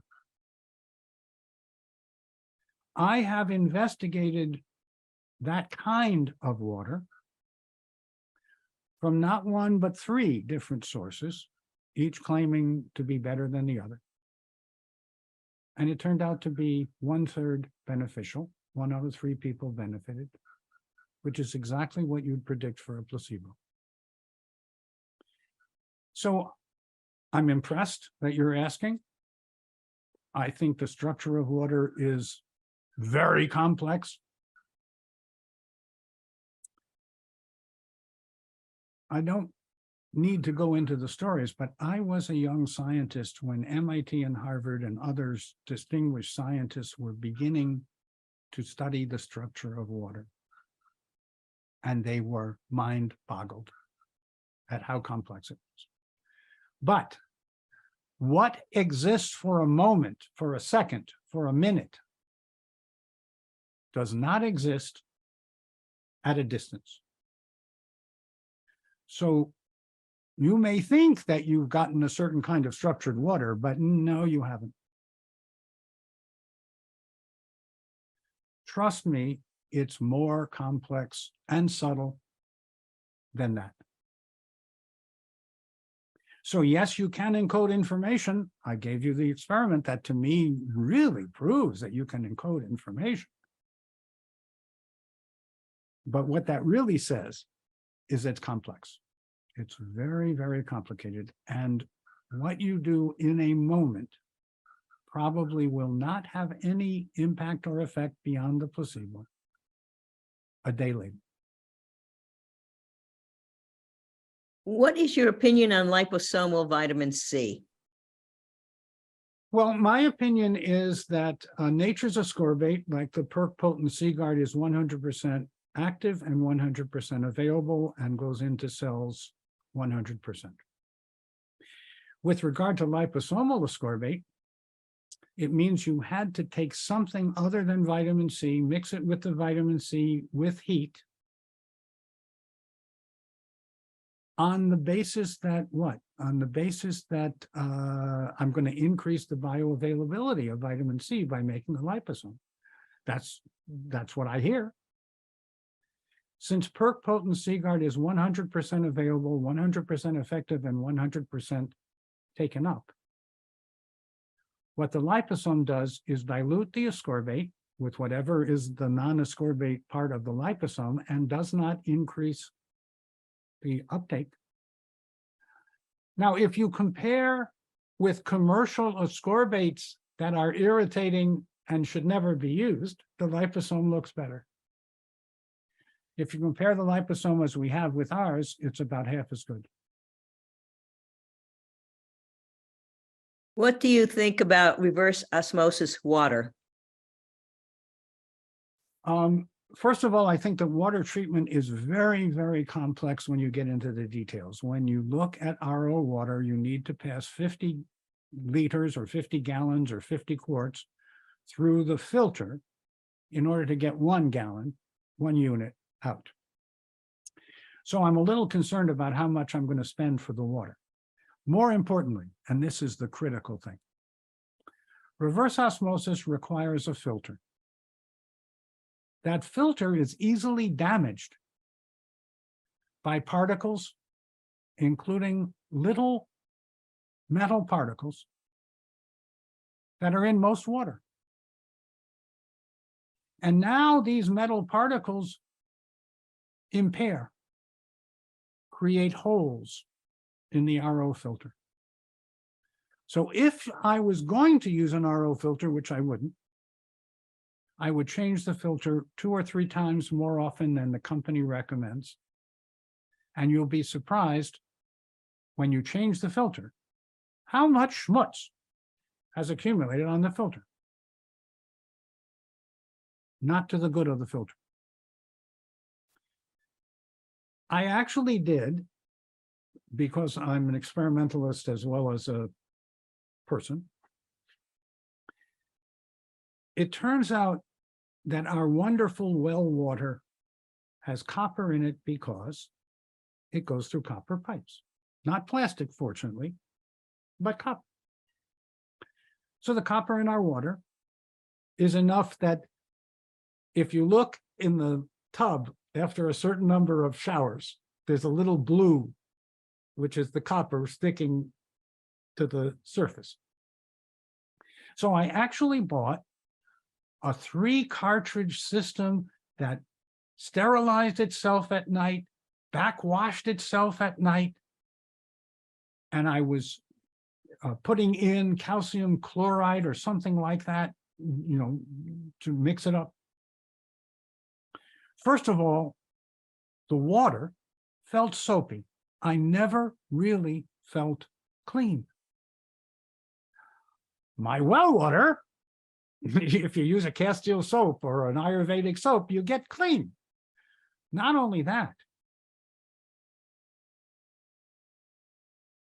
it imbalanced the other minerals in the water. It put too much calcium and too little magnesium. And it turns out today that excess calcium intake is a major cardiovascular risk. And we almost all need more magnesium and choline citrate, but we don't need more calcium. So I disconnected it. I'm glad I tested it. It doesn't work for me. So RO doesn't work. This was a multi-$1,000 unit, cartridges, very elegant technology. Okay. I believe we should simplify, simplify, simplify. Know the source of your water and drink healthy water that has minerals in it and is uncontaminated. If you try to correct the water using RO or a filter on the top of your sink, or something elegant like I'm talking about, these multiple cartridges and ion resins and this and that. Almost always you end up getting complications and reducing the value, whereas if you simplified, start with spring water, uncontaminated, drink and cook with that. Many parts of the United States today have water that actually smells. And I have people ask me all the time about showering or bathing. And I do suggest that you put a carbon block filter, if you need it, on your shower or your intake for the tub, if you feel you need it. But again, change the carbon block more often, 2 or 3 times more often than is recommended. Now, the carbon block for shower or bath is not very expensive. An RO system can be an investment. I would save the money. Any more questions? People could just unmute yourself and jump in. Yeah, I think this can go on quite a while. No, well, I'm happy to answer any more questions, but I've enjoyed this a lot. I think that we've probably about saturated the good folks that have tuned in. And if you'll, allow me, I will come back at some point in time and we can have another conversation. Because we haven't saturated Ryan because he's still good to go. And Mona too. So No, and Jan. Okay. Yeah, I've known of you, Silicon Valley Health Institute, for a long time. I've spoken several times. I am more impressed today than before. I've always thought of you as a very sophisticated, interested in the details audience, who's very polite, but knows baloney from salami. So I'm happy to have held forth in this way. Well, I think that's a signal that it's probably best to continue questions in another forum. So I want to thank you very much and tell our audience our next meeting is next Tuesday at 11 o'clock California time, where Mayor Schneider will return to give us more information on how to improve our vision naturally. But thank you, Dr. Jaffe. One more question that just came in on the chat. Good. PERC potency has a balance of calcium, magnesium, potassium, and zinc, so that whether you need 1, 10, or 100 grams, you get a balance of minerals needed to metabolize and utilize that ascorbate. Yes, most Americans take in too much calcium, just calcium. That's why we have $1 billion a year plus of calcium channel blockers sold for hypertension, which cause those calcium channel blockers cause magnesium wasting, but they also block the uptake of calcium. Why?